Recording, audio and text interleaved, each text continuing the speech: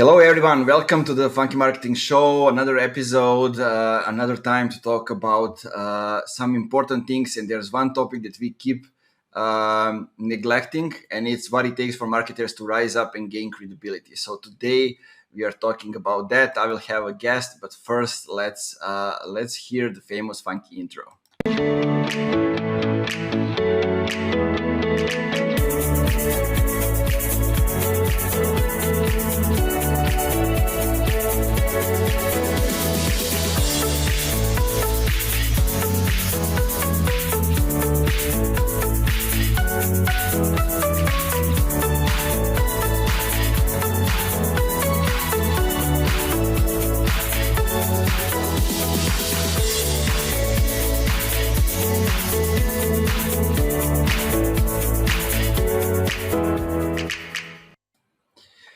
Hey guys, time to jump right into the topic. But before that, I want to introduce today's guest, Stacey. Welcome to the show.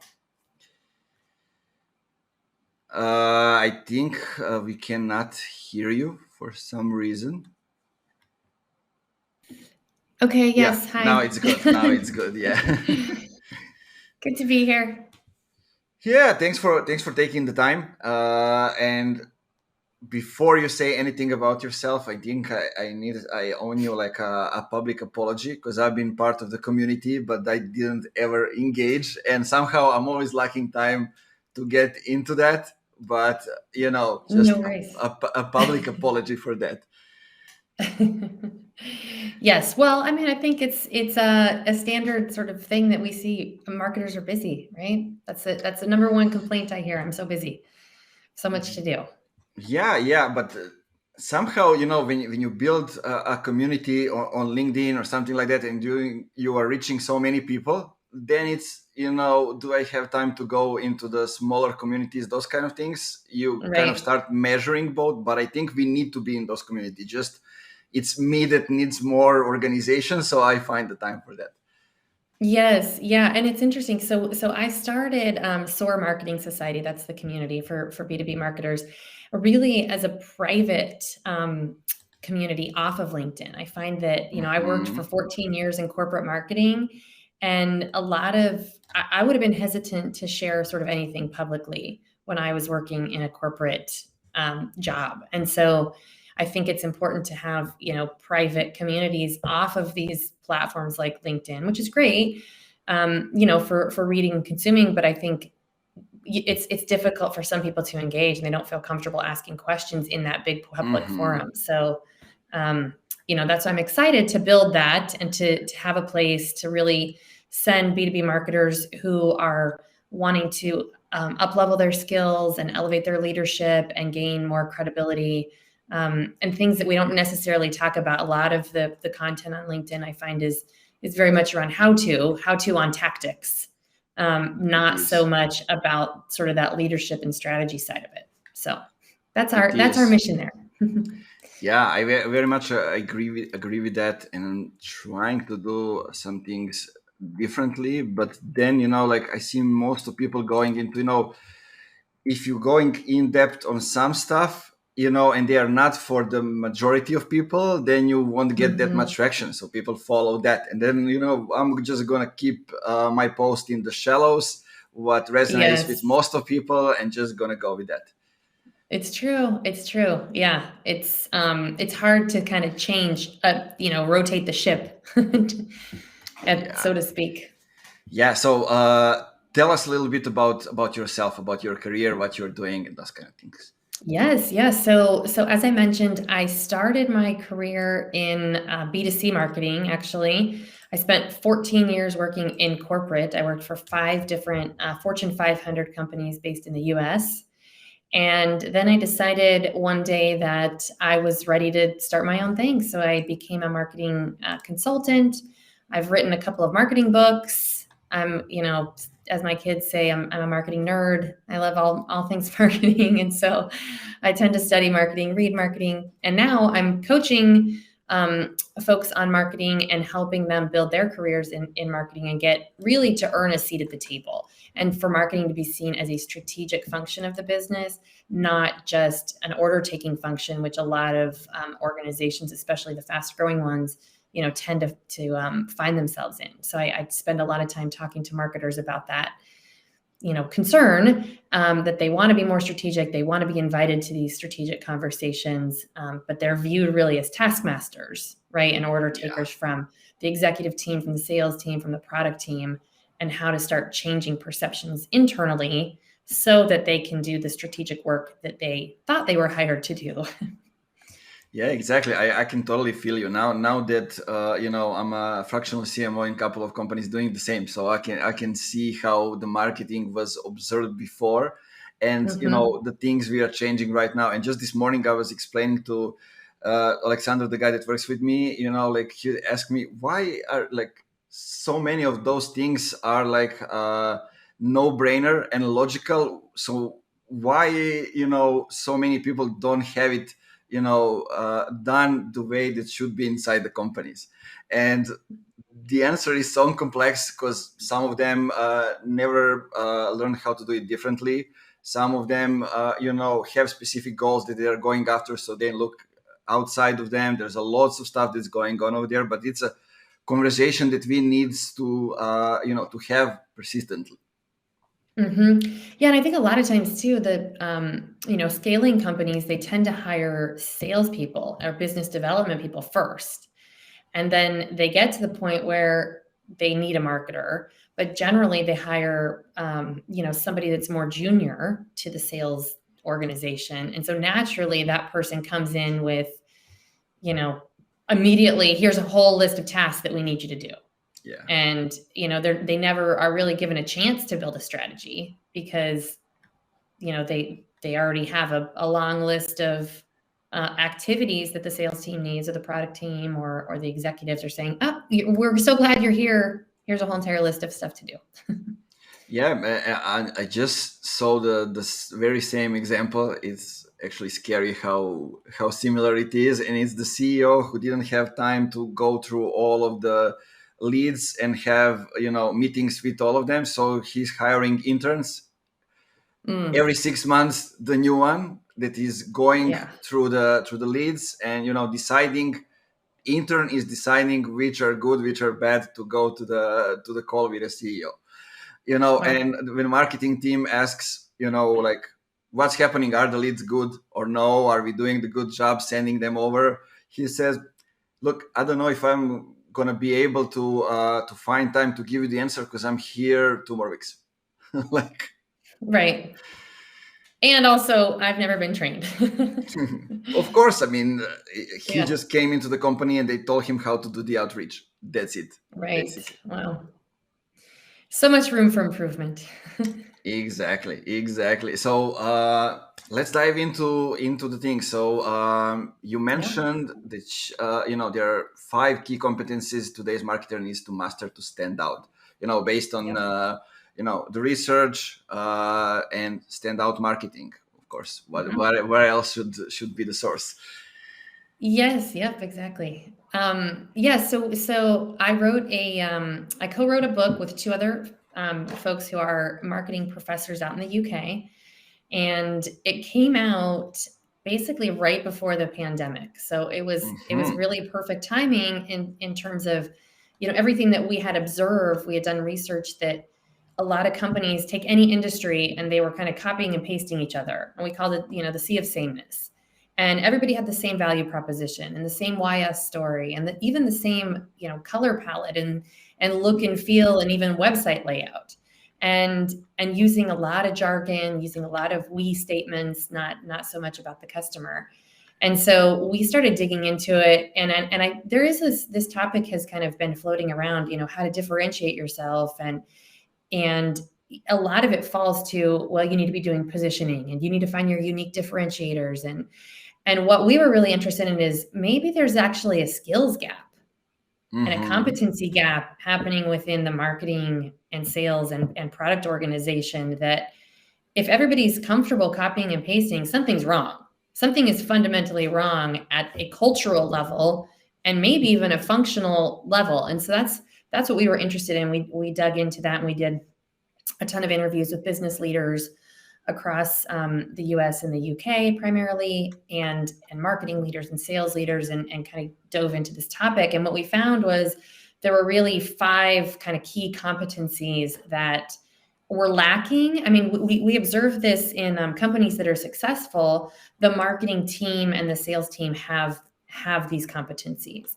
And if you kind of take it a step further, the companies that are, doing a lot of this copy pasting and copycat marketing are lacking these 5 competencies. And so just quickly, I'll kind of tell you what they are, and then we can dive a little bit deeper. But we the first one was visionary. And this is the ability to kind of look forward and see things ahead. And it means having a pulse on what's happening in your industry, what's happening in your customer's industry, having a pulse on the market, and just knowing, what industry you're operating in. So being able to, look ahead and then make sense of that. Okay, how might this relate to our industry? Now, COVID was a perfect example of this. Nobody could really foresee the global pandemic coming, but there were companies that were very quick to react, right? Almost like within a couple of days. And then you saw other companies kind of jumping on that bandwagon, and some companies just, delaying and delaying and delaying. Like, is this real? Is this really going to happen? Should we say something? Should we not say something? So I think that's kind of a perfect example of visionary right there, is that you had people that did have their pulse. Mm-hmm. Yeah. Do you think the root is, I love the perspective from which you are getting into the B2B from B2C, exactly the one I had, because I entered the B2B market as well, like a little bit before the pandemic, as well, coming from the B2C. And do you think the visionary part has something to do with the way we are choosing who's going to be the next CEO after the founder? I think it has a lot to do with it, because nobody owns the vision. As Simon Sinek once said, nobody owns the vision. And usually it's COO or CFO that inherit the CEO position, right? But they are the ones that are making sure that everything functions inside the organization, not looking outside and the wider picture. Yeah. I think it's that's a really good point. And just, I think it's an element of strategy, right? Who owns strategy in the organization? And I've worked for really big companies where there was a strategy department even, Nice. and that you had people kind of leading strategy. But in smaller organizations where you don't have that, it's either a gap or it's in the founder's head. I find that a lot, that it's okay, well, we have a vision, but it's just nobody's ever put it down on paper. Nobody's ever socialized it with the rest of the company. Exactly. And so, it's hard for people to kind of jump on board with that until somebody takes the initiative. And I guess you can go say, well, whose job is that? It's the CEO's job, yes, to make sure everybody knows that. But I think HR has a role in socializing this internally to employees, and then marketing, of course, to help evangelize that with customers and partners and even employees. So it's kind of like a joint, task force, if you will. Yeah. And I see, related to that, I see the rise of the internal marketing and the importance of it, especially in B2B, when you have lots of employees that can really take the company to the next level. Yes.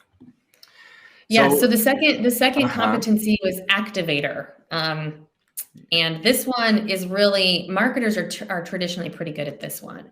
And this is the ability not just to execute and get things done, but to get buy-in so that we're working on the right things and activating all the people. I mean, if you think of any marketing project, you've got to bring in a lot of people to make that happen. And so this is the ability to collaborate and to hear other sides of the story and to kind of negotiate ideas so that you can ultimately get a plan together and get the right people on board to execute the idea. So activator was the second one. The third was learner.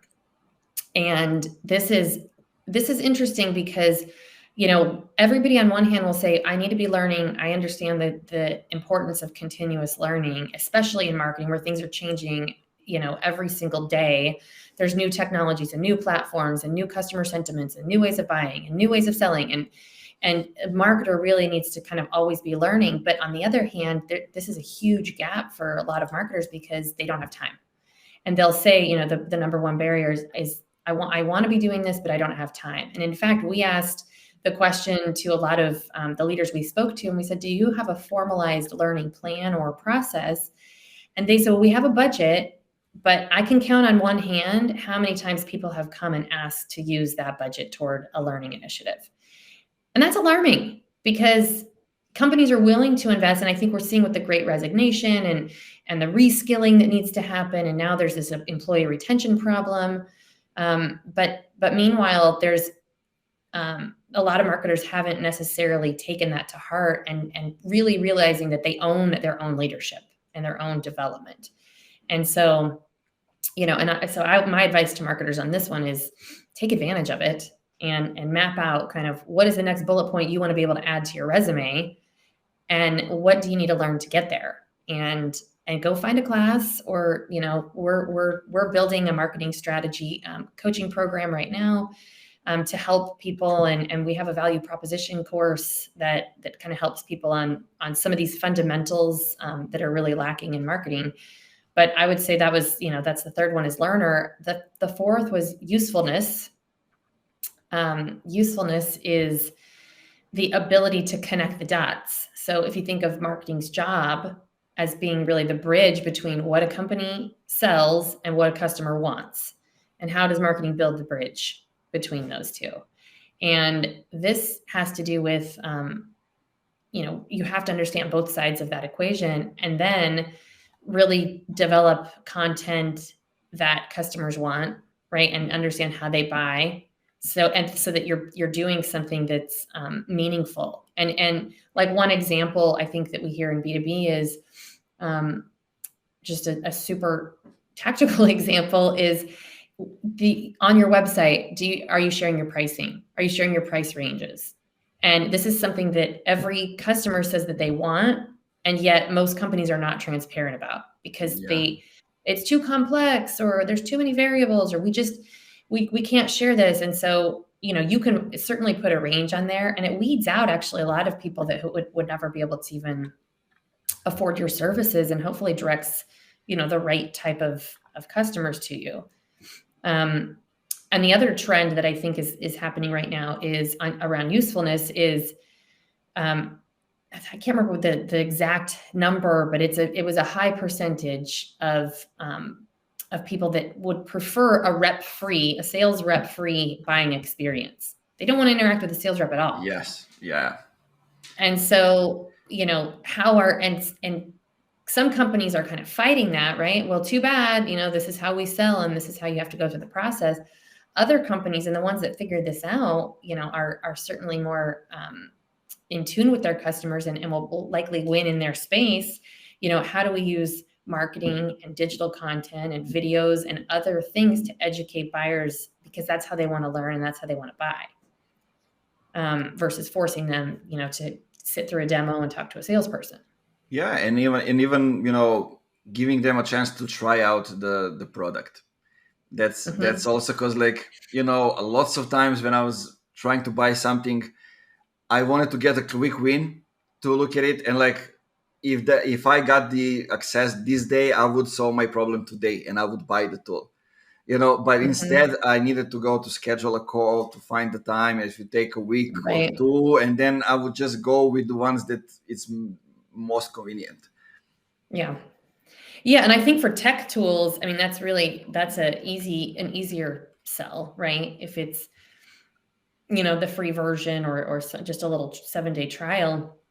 On the professional services side, what I've seen work there is doing some type of audit, right? Or something like, it's kind of that try before you buy concept. Hey, do we think alike? Are we philosophically aligned? Let's do this audit together, and you can kind of see what the roadmap is that I have for your business and the plan. And then you can decide if you like that and want to proceed, or, take that advice that I just gave you and then, throw it away if you want. But at least that's kind of the same concept, the try before you buy in maybe a more complex or professional type selling environment. Exactly, but that's actually the point of the topic that we said. It's the main one: how to actually create the credibility so people come to us trusting us and ready to buy already. Yeah. Yep, exactly. And then the final competency is evaluator. And this is really, you see all this data-driven marketing and data, big data, everything's all about data. But this is really the ability to understand and interpret data and to evaluate, do our programs work? Yes or no? What things are changing? What changes do we need to make in a business as a result? And this one's interesting because it requires somebody, to not only be able to understand and interpret the data, but also have some political savviness to be able to navigate, right, and explain this back to the organization. Because a lot of times people that are in these data roles, they're presenting an objective view back, but maybe it's a pet project of the CEO or the CFO, or somebody had this great idea and they wanted to try this thing, and it's about kind of navigating how to share the results of that in a way that's respectful of the idea, and not kind of shooting yourself in the foot with, well, that idea sucked and let's move on. And so anyways, all five of those together make the acronym VALUE. And we loved that acronym because our first book was called Valuology. It's all about how to create value propositions that are customer oriented.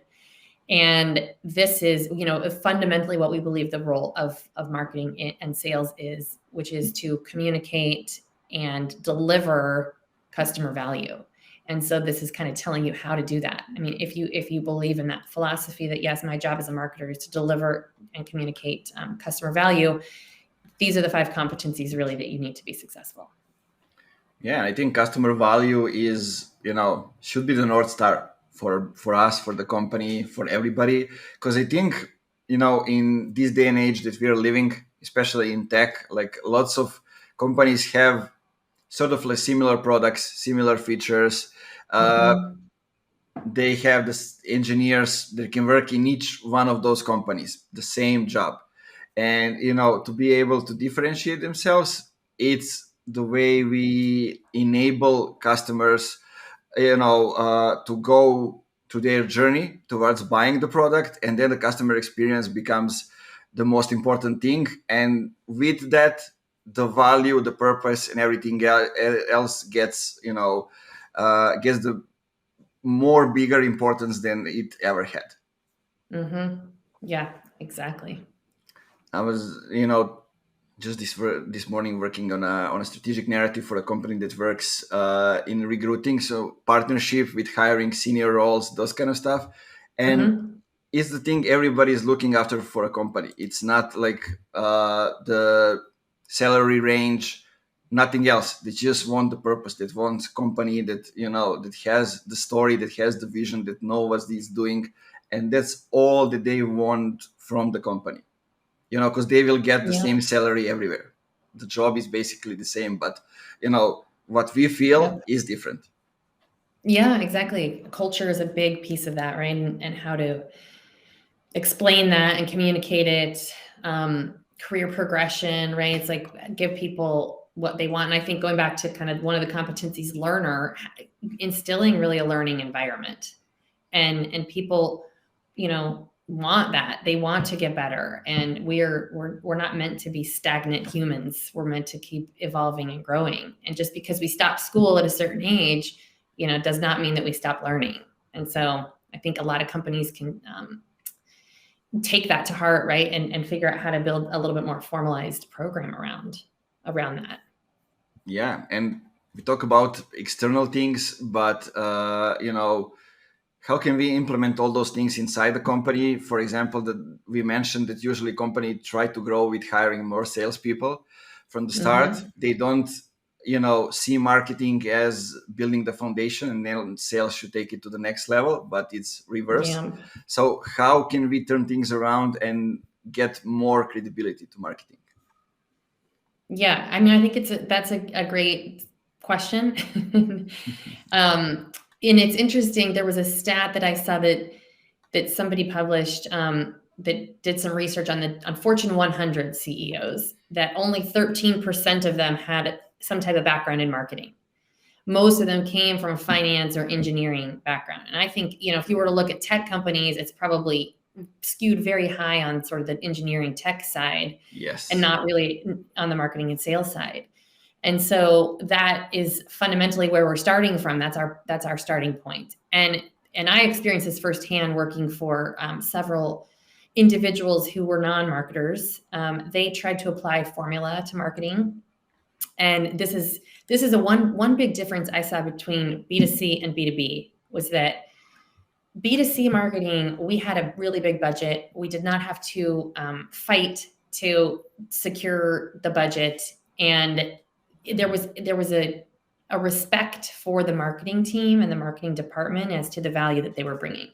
And what I discovered when I went over to B2B is that did not exist. The respect in that organization and most B2B organization goes to the sales team. And the reason is because the sales team can be formulaic. The CEO and the CFO and everybody else understands sort of that formula, which is I hire X salespeople, I give them Y quota, and even if they make 50% of that, here's the revenue I can expect to get. And they want to apply that same type of formula to marketing, but it just doesn't work. Because as we know, there is no really one size fits all in marketing. And then marketers also ruin everything, which is a really great idea becomes copied, and then all of a sudden it loses its effectiveness. And so marketers are constantly having to sort of reinvent that process. But the good news is, most CEOs believe that marketers have more power and influence, but they just don't trust them and they don't have the confidence in them. And one of the primary reasons is that marketing has invented basically their own jargon. So instead of speaking business like the rest of the company, talking about revenue and sales projections and profitability and EBITDA and expenses, marketing comes in and starts talking about, all the acronyms, SEO and PPC and name it, value propositions and brand essence and brand promise and positioning matrix and ABM. And it's just like nobody really cares about that from an executive standpoint. So there's this big disconnect. So, I mean, the first thing I would say, there's really kind of three things I would say that marketers could be doing to help improve their credibility. And the first one is to know what the role of marketing is in their organization. And how is marketing really perceived in the organization? Because that's the real fight that you're kind of up against. Is you could come in and it could be written in a job description that it's highly strategic and you get access, and then you come into the organization and it's very different. And so I would start there with even doing interviews internally with my sales team, my product team, my CEO and CFO. What do you think the role of marketing is in the company? And what do you view success to look like in the company? Because I think that's a really good sort of start. And then you can start to kind of position yourself of, what really should marketing be doing, and educating people internally on the breadth of the role of marketing. And this is one of the questions we actually asked in Standout Marketing. There's a chapter that, because we were interested in this topic, what is the role of marketing versus what is the role of sales? And some of the fundamental things that people kept saying for marketing is that they own the brand, they own organizational alignment on what customers value. We expect them to know what the customers want. They own the marketing strategy, sales enablement, and then demand generation. So those are kind of the big buckets. And it's, a lot of companies hire people and then it's like, well, marketing equals the party planning department, right? Or marketing is the gift giving department, or marketing develops sales collateral, or marketing produces leads. But it's so much more than that. And if nobody's kind of doing these other elements of marketing with like the brand and customer research and marketing strategy, then the question is, well, who is? Nobody. And that's why marketing's not invited. Yeah, usually it's nobody. And, one more thing that I'm seeing is marketing is just creating materials for sales and for every like promotional materials. And to be honest, I think a lot comes down to the marketers themselves, because lots of marketers like to keep it safe in that position. Okay, I'm gonna do webinars, I'm gonna create social media posts, those kind of stuff. But as long as I'm not involved in on the sitting on the table and not involved in all revenue conversations, like I'm safe. Mm-hmm. That's usually, but I think The it's changing. perception. Yeah, I Yeah. think it's changing and changing a lot, and I think like marketers now really push and wants to be involved in the revenue conversations. and, Mm-hmm. and you mentioned one thing, and I recommend that to everybody, to ask what do you think it's my job, Mm-hmm. before you even start, because I've seen lots of situations and lots of different answers even in the same company, Yes. and to Yep. align that takes time. Exactly. Yeah, and I think there's definitely a window. I mean, if you're starting a new job, the window is like day one, right? Start aligning and making it that job that you want it to be. If you're already in a job, then it's, I always recommend kind of at least annually or a couple times a year, you're sitting down with these functions and doing like a pulse check. Okay, how do you think our function's doing? What should we be doing better? What are some things that you recommend? Because everybody has, I mean, this is just the reality. Everybody has an opinion about marketing. Everybody thinks they're a marketer. And so give people the opportunity to share their feedback. It doesn't mean you have to take it. It doesn't mean you have to implement it, but just give them the opportunity to share their input. And all of a sudden they just want to be heard. And so it's like, okay, well, I considered your thing and that idea that you had, and we're not moving forward with it. And here's why. And so you start to develop this more kind of respectful collaboration than just that, order taking expectation. Yeah. The other thing I think that marketers could be doing is, and this is a really big one. This is like at the heart of sort of my passion, which is knowing your customer.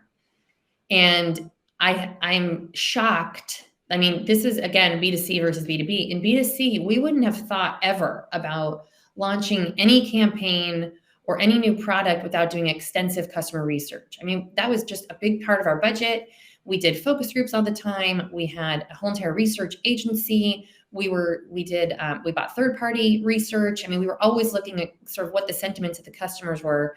Not to mention all the internal data that we got back from any campaigns that we would run. And so we were just kind of always in that customer mindset. Then I went over to B2B and I realized, oh, the way that marketers are learning about their customers primarily is through the sales team. Yeah. So they go to sales and they say, well, what do you think the customers want? And sales, keep in mind, while I love sales, the role of sales and marketing is different. Sales is short term. They're going to tell you what they need right now to close a deal this month. They're not going to tell you what the customer wants a year from now, right? Or looking ahead, because they're short term and marketing is supposed to be long term.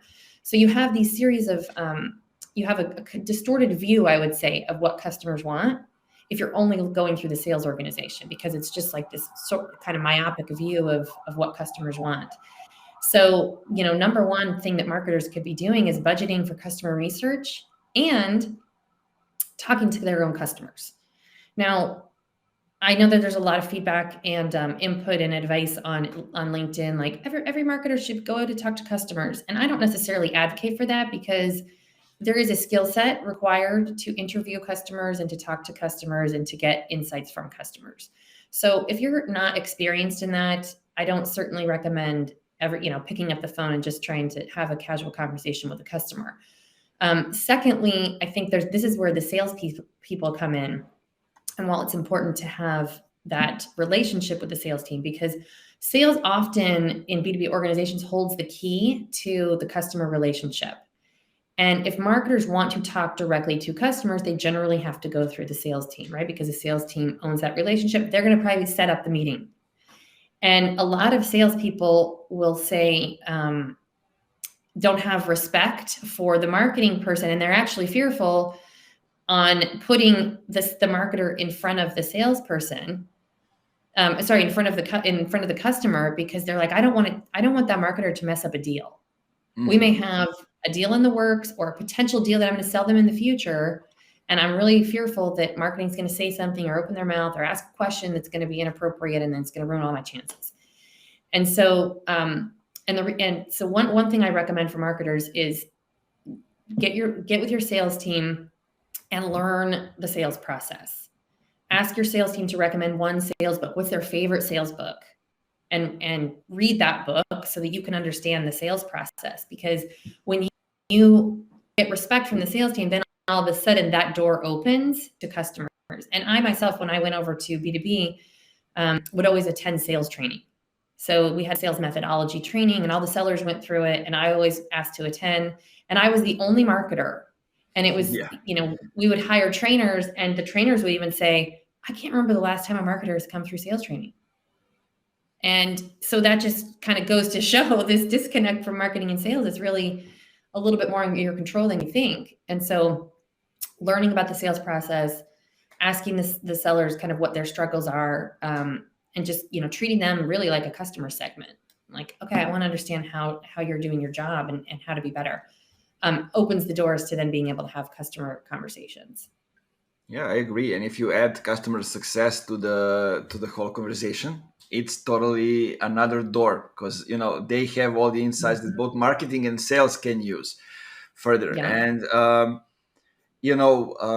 agree with you that not many, and that's not a point many people make, that not everybody should do the interviews with the customers. Mm-hmm. But today we even don't need to. All dependent, like, it's good if we can, but sometimes it's, we can listen to the sales calls, not be on the call. Sometimes we can find out if those people were a guest on the podcast. Lots of people are sharing lots of stuff, and there's literally podcasts for every niche and every industry. So we can go in, Mm-hmm. maybe it's not that exact person, but there's somebody very similar to them. So we can learn from that. Like, there are so many sources from which we can learn and take things to Exactly. learn. So, like, being shy from getting on the calls, it's not an excuse anymore, I think. Mm-hmm. Yeah. Yeah, exactly. I think, yes, there's certainly ways to learn it. And then, yeah, getting social media, I mean, of course, is a door wide open to, there's really no excuse to learn. Yeah, Um, and one thing you mentioned regarding B2C and B2B, having a budget for customer research and those kind of stuff. Like, mhm. in B2B, we even know the name of the person that we are targeting, and Right. the name of the whole committee and everybody. So in that way, it's more obvious what we should do, whom we need to get to know, and all those stuff. In B2C, it's one too many usually, Mhm. and Yeah. and it complicates things, but you have a budget for research and going to that step. Here it means, like, usually there's a company, and I still think B2B companies are not there yet to, like, these are the people, these are ICPs, but these are the ones that are affecting the decision maker from the top. These are the ones that are affecting the decision maker from the bottom. We need to have all of them, and it's not a building a company. Those are people on specific positions inside the company. Yes. Yeah. I mean, yeah, that's a really a good point, and something I always talk about when we talk about value propositions is, the B2B value proposition really has to hit two main messages. It has to speak to what's in it for the individual and what's in it for the company. And so a lot of B2B value propositions only speak to the company side. And that's why they feel kind of empty. And there's no feeling or emotion to it, because it's like, well, we help you grow revenue. Everybody says that. Everybody across every business says that you help me grow revenue. But talk to me about, you help me get along with my coworkers, or you help me create more efficiency with my team, right? Or you help me get promoted. Now you're speaking to my specific job in my specific department. And, oh, by the way, you also help me grow revenue. Great. That sounds like more of a match than just, oh, we help you grow revenue, which I feel disconnected from, because, that message I think really resonates with a founder, right? Or a CEO or an entrepreneur or a small business owner. But when you start getting into larger organizations, all these different departments, people are a little bit more disconnected from that as a central sort of driving force. They're not waking up in the middle of the night thinking about growing revenue when you're, working in an IT function and you have some major implementation project. They're thinking about the major implementation project and if it's going to succeed or fail. And so I think we need to put ourselves back in the shoes of the customer and think about it from that standpoint. And what are they trying to achieve, and what are they motivated by, even just in their career? Yeah, one way or another, we end up with getting to know the customers better. Yeah. That's so true. So tell me, what is one thing, one message that that you want people to take away from this conversation, and where can they find more information about you Yeah. or your projects? I'll make sure that we add the links to the description. Yes. Okay. Well, I'd love to connect on LinkedIn. Stacey Danheiser is my name. We also have a community, as I mentioned, for B2B marketers to help gain credibility and kind of elevate their impact. And that's SOAR Marketing Society. It's soarmarketing.club is the website URL. I would say that the number one takeaway from my standpoint is I believe fundamentally that marketing is a strategic function of the business. I do not believe that marketing is just a tactical execution function. And I want marketers to know that strategy is possible, and that they can earn a seat at the table and keep that seat at the table by understanding kind of that two sides of that equation that we just talked about, the customer and the business, and kind of building the bridge between both of them. And so it's not just about lead generation or event planning or one specific tactic, but really about sort of understanding that whole picture. Yeah, getting to know lots of different stuff. And I think, to kind of get to your point, it's good that you are doing those efforts to kind of educate people, help them out, because at least here in Serbia, like I get information from the companies that there are not that many people who knows how to create the bridge between the customers and the business, and Mhm. do that. Usually there are people who kind of understand one specific point. There's strategies for, I don't know, Google AdWords, or they're just doing the customer research, not doing the other stuff that comes after that. Yes. You Yeah. know, specific segment, but there aren't that many people that understand the whole wide picture, the processes and everything that comes in between those things. Yeah, and I think that's a really good point. The first job that I ever had in marketing was my title was acquisition marketing. So I was responsible for acquiring new customers. It was not a specific tactic. It was you use every tactic to acquire a customer. And then I switched over to retention marketing, and same thing. It was you use every tactic and program and idea and creative that you can think of to retain customers and get them to spend more or buy more. And I think that we have become, the marketing function has become so specialized that you have people that now just have lost sight of the big picture. And they're, SEO is what I do, and that's all I can think about. But, I always go back to the question, why are you even doing SEO? Do you know what the purpose of this is and how it connects to the business, and what, and customers? Because if not, then it's like you're always going to be an SEO specialist, and that might be fine, and maybe that's what you want. But I think there's an imbalance right now in marketing of just only specialists, and we're missing sort of that generalist, strategist, executive view.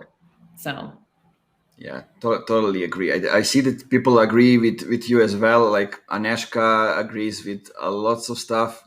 She said, great discussion. It's great to hear those approaches start to dominate the B2B compared to times when B2B was about awards, partnerships, and client wins. Me as the opposite to customer oriented.